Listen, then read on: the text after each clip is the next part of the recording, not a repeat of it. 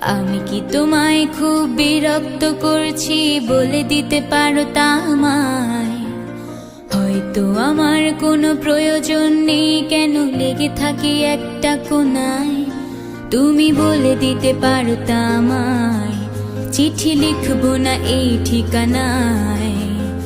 আমারও তো মন ভাঙে, চোখে জল আসে, আর অভিমান আমারও তো হয়, অভিমান আমারও তো হয়।